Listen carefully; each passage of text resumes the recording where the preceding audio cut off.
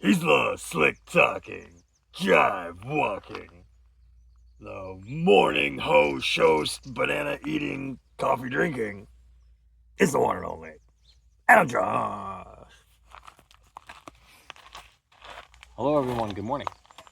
It is May 8th, 2025, and my name is Adam Josh, and this is the Morning Banana Show. I have two bananas from Madeira here. Let's see if I can eat them. And a coffee, dark roast, and some creamer. I put a tea bag in this coffee real quick. It might change the flavor of it. I don't know. Let's find out. It's early morning, 9 a.m. Maybe not so early, but it's early morning. The sunrise is a little bit delayed here because we're in the hills, and it's slightly overcast. I feel little drops of rain falling on me, and we did a pretty decent watering of the farm yesterday when it was hot, and I don't think we're going to have to water today, so that's a freebie. As farmers, you know, we like when it rains because then we don't have to do all the watering ourselves, and it saves on not only time, but if you're sourcing the water, come on, there we go, look at that. If you're sourcing the water, then it makes a big difference, right?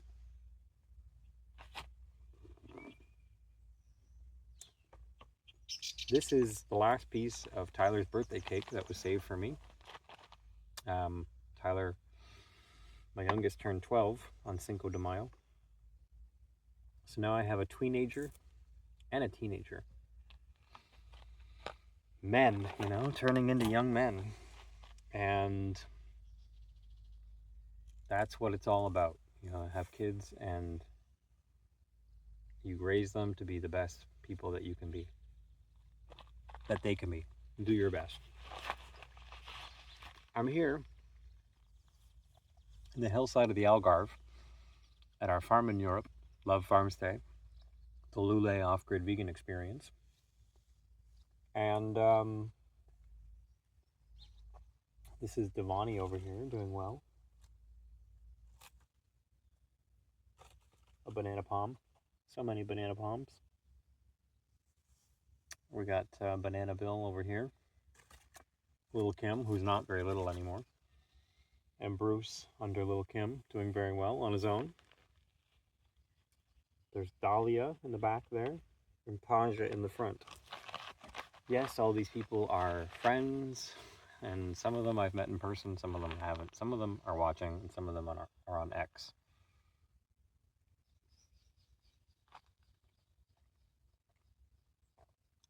I guess one thing we should talk about, because I haven't done a morning banana show since it happened yet, until now, we should talk about the blackout that happened. I've talked about it on X and did a few tiny videos on my YouTube channel, but if you are not aware, the Iberian Peninsula last week had a pretty bad blackout. It lasted for 11 or 12 hours, depending on where you are. And what it demonstrated was people's readiness to panic. And I mean, we were in the middle of it. I was in Albufeira when the power got cut out, and we were going from one place to eat to the next, wondering why, you know, no one had power. All right, let's eat the cake. You know, you don't listen to. You listen to people, but you're not taking them seriously when they say, oh yeah, we don't have any power. The whole country doesn't have power.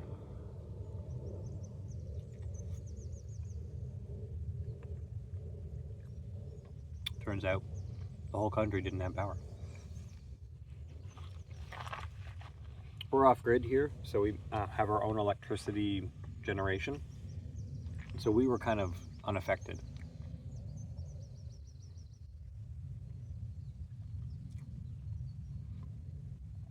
Vegan Black Forest cake.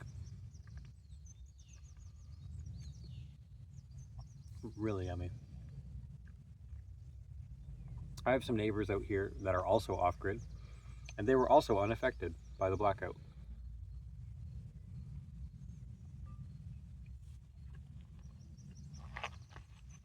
So in times where the electricity gets cut out for whatever reason, the people who are living off-grid become like the kings of the world, right?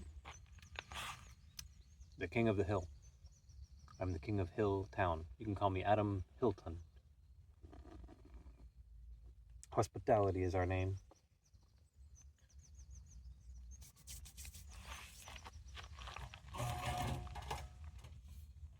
So we went for a walk and offered to charge our neighbors' cell phones and whatnot. At the time, everybody was thinking that the power would come back on immediately, but as I said, it took about 11, 12 hours. The causes for the blackout in the Iberian Peninsula are still up for debate. I have a personal working theory, which is that aging infrastructure and interconnectivity, which maybe wasn't a great idea, combined with renewable energy, solar and wind, having a very productive day, caused the blackout at peak hours. I think what happened is that there were it was a really bright sunny day, no chemtrails, no cloud cover for probably most of the Iberian Peninsula, and then a strong wind. So the amperage from the solar panels and the amperage from the wind probably spiked the current. They say the frequencies were different around that time. That's something that's public information. But most people don't understand amperage and the destructive power of amperage. So I think that maybe wires melted or a breaker blew, and it might have happened in more than one place, creating a cascading effect, which ultimately led to the power outage. It's very ripe for conspiracy theories and easy to exploit for politicians of not only Portugal, but Spain, Italy, France, Belgium, I think, had a bit of a power outage. So you could look it up yourself, but basically Italy, I think, as well, 5 countries were affected by this power outage, which least of all, again, like I said, shows the interconnectivity of the grid. But yeah, people were panic shopping. It was bizarre, to say the least.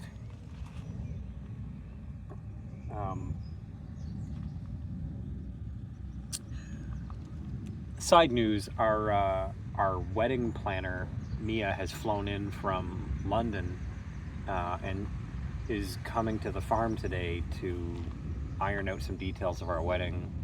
And then tomorrow, I think we're going suit shopping. Separately, Love Farm Stay has a press release for you guys that we have now begun doing vegan catering, which is not a surprise to anyone who's watching the show or who knows me. We've been doing catering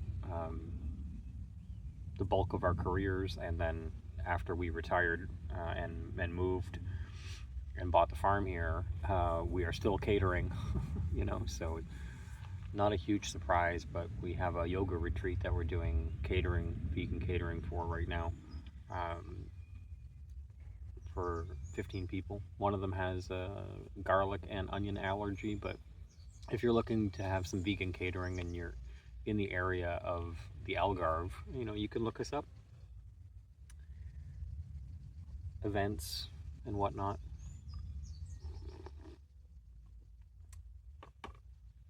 I might go for the next banana. Let's do it. So yeah,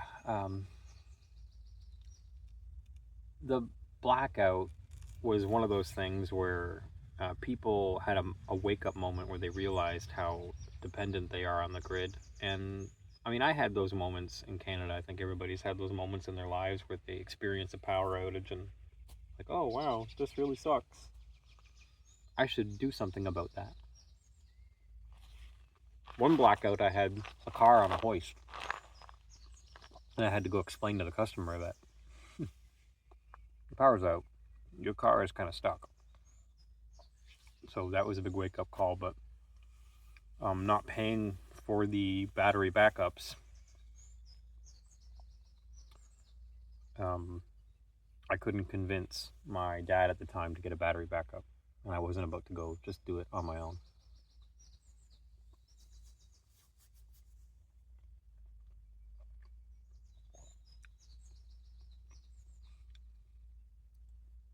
In other news, we had a guest here.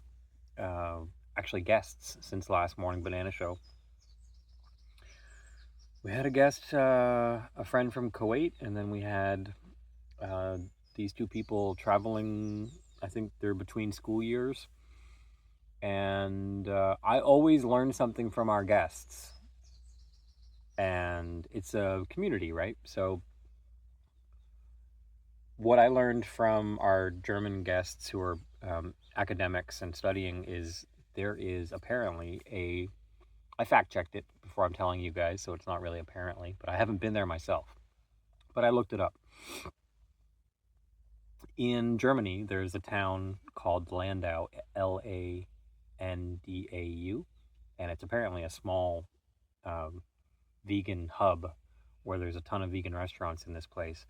Apparently, they have a school there, like a university, and there are many vegans there that feel like they live in a bubble of like veganness, and it makes me regret not traveling more of Germany when I was there, and I will. It's on my list now of places to go check out in person and to report to you guys what is this place called Landau like. But yeah, they were from Frankfurt and Landau and academics, and we had a good time. They stayed for a couple days, and we had a campfire with the boys. We fed them burritos one night. So, you know, we love feeding people food, and so for us, it's a logical thing to do here in Portugal is to offer our catering services to those people who would like it. I've told you guys this before, but unbeknownst to us, I guess our higher selves had orchestrated it, but we wound up in what is considered to be like a spiritual hippie area of the Algarve. So, yes, the neighborhood real estate is very expensive. I had a friend on X saying to me, you know, this property in Portugal is too expensive. Find me something cheaper.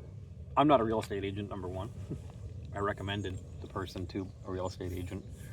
But yeah, there's a lot of issues with shopping for property in Portugal, and I'm happy to talk with you guys about it in person or in messages if you want to get into the weeds of it. But I do have to run, Morning Banana Show Bunch fans. I have to help get ready for our wedding planner to show up, and I've had 2 bananas. I think that's enough. I've caught you up with the news. Follow me on X for more. If you feel like supporting the Love Farmstay project that we're doing here, you can come hang out in person. Look us up. We're online, l.o.v.e.farmstay. We're on Instagram, of course, on Google Maps, on Happy Cow, which we had a guest come from recently. And people come here to learn more about living off-grid, learn about gray water, learn about sustainability, permaculture, how we grow things without using pesticides. You might notice that I've been growing a avocado tree that's actually producing avocados, and people are like, how are you doing that without manure? How are you doing that without chemicals and fertilizers? And I'm doing it. If you'd like to support the show, you can buy one of my Do Not Reincarnate t-shirts, which I'm currently not wearing. You could send me an e-transfer. People have actually started sending wedding gifts for Desiree and I. You can email e-transfer at adamjosh.com if you feel like doing that.